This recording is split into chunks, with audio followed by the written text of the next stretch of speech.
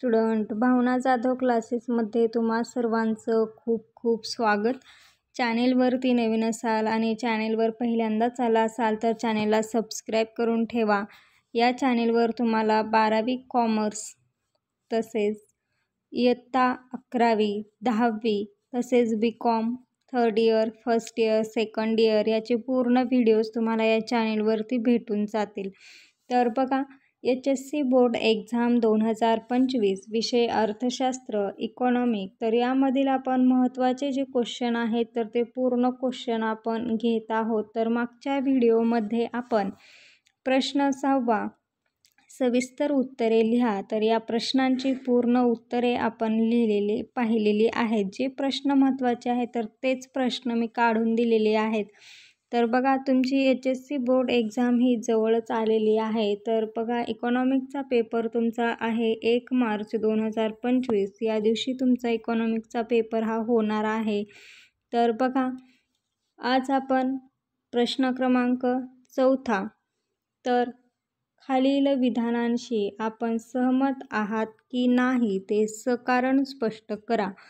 तर सकारण स्पष्ट करा हा प्रश्न कशा पद्धतीने लिहायचा आहे तर ते मी तुम्हाला एक्सप्लेन तर करणारच आहे, परंतु आपण अर्थशास्त्र यामधील पूर्ण प्रकरणाचा स्वाध्याय हा पाहिलेला आहे. प्रत्येक चॅप्टर वाईज एक्झरसाइज आपण घेतलेली आहे. ते तुम्ही व्हिडिओ पाहिले नसतील तर एकदा तुम्ही व्हिडिओ पहा. नवनीतामधील ते उत्तरं मी तुम्हाला दाखवलेली आहेत. पूर्ण उत्तरे तुम्ही पाहायची आहेत. जो कुठला क्वेश्चन तुम्हाला भेटला नसेल, ज्या क्वेश्चनचं तुम्हाला आन्सर माहिती नसेल, पाहिजे असेल तर तुम्ही मला कमेंट करा, मी तुम्हाला ते उपलब्ध करून देईन. तर बघा, हा प्रश्न 4 4पैकी तुम्हाला 3 लिहायचे आहेत. ठीक आहे. तर सकारण स्पष्ट करा आपण पाहणार आहोत. यामधील कोणते प्रश्न महत्त्वाचे आहेत तर एकूण 10 प्रश्न हे महत्त्वाचे आहेत. मी इथे काढून दिलेले आहेत. तर त्या 10 मधील प्रश्न पहिला हा कोणता आहे तर पहा. प्रश्न पहिला आहे, सूक्ष्म अर्थशास्त्राची व्याप्ती अमर्याद आहे. तर बघा, या प्रश्नाचं उत्तर लिहित असताना कशा पद्धतीने लिहायचं आहे तर इथे तुम्हाला स्क्रीनवरती लक्ष द्यायचं आहे. तर बघा, अशा पद्धतीने तुम्हाला क्वेश्चन आन्सर शीट दिलेली असेल. त्या आन्सर शीटमध्ये तुम्हाला इथे तुमचा क्वेश्चन क्रमांक टाकायचा आहे. क्वेश्चन क्रमांक टाकल्यानंतर तुम्हाला इथे आन्सर लिहित असताना कशा पद्धतीने लिहायचं आहे पहा. सकारण स्पष्ट करा म्हटल्यानंतर तुम्हाला आपण या विधानाशी सहमत आहात का नाही ते तुम्हाला आधी लिहायचं आहे. डायरेक्ट लिहायचं नाही सकारण. तर का बघा, तुम्ही या विधानाशी सहमत आहात का तर हो, मी या विधानाशी सहमत आहे. तर का सहमत आहात तर याचं कारण तुम्हाला इथे लिहायचं आहे.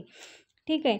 तर तुम्हाला सकारण स्पष्ट करा आणि सहमत आहात की नाहीत यासाठी तुम्हाला 4 गुण भेटणार आहेत. बघा, फक्त तुम्ही सहमत आहात का नाहीत हे जरी सांगितलं तर तुम्हाला तिथे 1 गुण तरी भेटून जातो. त्या पद्धतीने तुम्हाला ते सोडवणं हे गरजेचं आहे.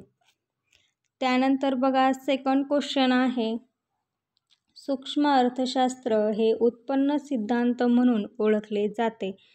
तर प्रश्न पहिला, दुसरा, तिसरा, जो तुमचा प्रश्न 4 आहे, सकारण स्पष्ट करा विधानाशी सहमत आहात का नाही, तर त्यातील प्रश्न पूर्ण तुम्हाला अगोदर तुम्ही या विधानाशी सहमत असाल तर हो, मी या विधानाशी सहमत आहे. आणि जर तुम्ही या विधानाशी सहमत नसाल तर नाही, मी या विधानाशी सहमत नाही. अशा पद्धतीने तुम्हाला उत्तर लिहित असताना लिहायचं आहे. तर याची प्रश्नांची उत्तरे कशी लिहायची तर ते सुद्धा आपल्या चॅनेलवर अवेलेबल आहे. ते तुम्ही प्लेलिस्टमध्ये जाऊन पाहू शकतात. त्यानंतर प्रश्न तिसरा आहे, घटत्या सीमांत उपयोगितेचा सिद्धांत व्यावहारिकदृष्ट्या महत्त्वपूर्ण आहे.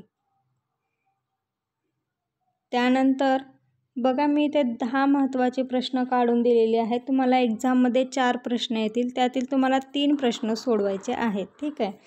त्यानंतर 4था प्रश्न आहे, मागणी वक्र हा डावीकडून उजवीकडे वरून खाली येतो. 5वा प्रश्न आहे, साठा व पुरवठा यातला फरक आहे.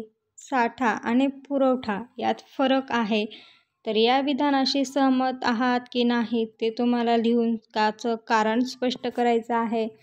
त्यानंतर पहा, मागणीच्या नियमाला कोणतेच अपवाद नाहीत. हा झाला प्रश्न 6वा. कोणता? तर मागणीच्या नियमाला कोणतेच अपवाद नाहीत. त्यानंतर प्रश्न 7वा आहे, राष्ट्रीय उत्पन्नाची गणना करताना अनेक तात्विक अडचणी येतात. 7वा प्रश्न आहे, राष्ट्रीय उत्पन्नाची गणना करताना अनेक तात्विक अडचणी येतात. तर याचं सुद्धा उत्तर तुम्हाला त्याच पद्धतीने लिहायचं आहे.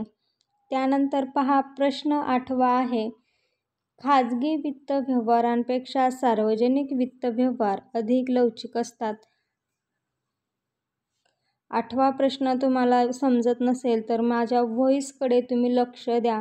काय आहे? तर खाजगी वित्त व्यवहारापेक्षा सार्वजनिक वित्त व्यवहार आर्थिक लवचिक असतात. त्यानंतर प्रश्न 9वा आहे, सक्तीचे कार्य हे शासनाचे एकमेव कार्य आहे. तर सक्तीचे कार्य हे शासनाचे एकमेव कार्य आहे. हा झाला तुमचा 9वा प्रश्न. त्यानंतर 9वा प्रश्न म्हणजे जे मी हे महत्त्वाचे प्रश्न काढलेले आहेत तर त्यातील 9वा प्रश्न. ठीक आहे.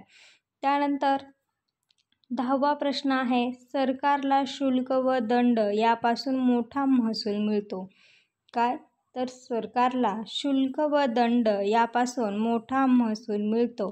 तर हे सुद्धा तुम्हाला खालील विधानाशी सहमत आहात की नाहीत हे लिहित असताना तुम्हाला या प्रश्नांचा अभ्यास करून जायचा आहे. यातीलच प्रश्न येतील मी तुम्हाला सांगितलेलं आहे. तर पूर्ण प्रश्न मी महत्त्वाचे जे प्रश्न आहेत तर ते काढून दिलेले आहेत. तर प्रत्येक क्वेश्चनवर एक सेपरेटली व्हिडिओ केलेला आहे तर तो तुम्ही पहा. जर तुम्हाला व्हिडिओ पाहायची इच्छा होत नसेल तर हे प्रश्नाकडे तरी तुम्ही लक्ष द्या, याचा स्क्रीनशॉट काढून घ्या, तुम्ही याचा अभ्यास करा. ज्या नोट्स पाहिजे असतील तर त्या तुम्ही मला कमेंट करा. जर कोणाला सहकाराचे प्रश्न उत्तर महत्त्वाचे प्रश्न पाहिजे असतील त्याचीसुद्धा कमेंट करा. तुम्हाला कोणता क्वेश्चन अवघड जात असेल किंवा कुठल्या प्रकरणातील प्रश्नाबद्दल काही अडचण असेल तर तुम्ही नक्की मला कमेंटच्या माध्यमातून कळवा, जेणेकरून मी तुम्हाला ते अवेलेबल करून देईन. तर बघा, आज आपण पाहिलेला आहे HSC बोर्ड एक्झाम 2025. तर तुमचा पेपर आहे 1 मार्च 2025. तर खालील विधानाशी आपण सहमत आहात की नाही ते कारण स्पष्ट करा. तर हे आज आपण पाहिलेलं आहे. मागच्या व्हिडिओमध्ये सविस्तर उत्तरे लिहा हे पाहिलेलं आहे. त्याची लिंक मी डिस्क्रिप्शन बॉक्समध्ये देते. तो व्हिडिओ पाहिला नसेल तर तो तुम्ही व्हिडिओ पहा. तर नेक्स्ट व्हिडिओमध्ये आपण प्रश्न 3रा किंवा प्रश्न 7वा किंवा 8वा हा पाहणार आहोत. तर तो व्हिडिओ पाहण्यासाठी सबस्क्राईब करा, बेल आयकॉनला प्रेस करा, जेणेकरून यापुढील येणारे नवीन व्हिडिओज तुमच्यापर्यंत पोहोचत राहतील. तुम्ही माझे कोणतेही व्हिडिओ मिस करणार नाहीत. धन्यवाद.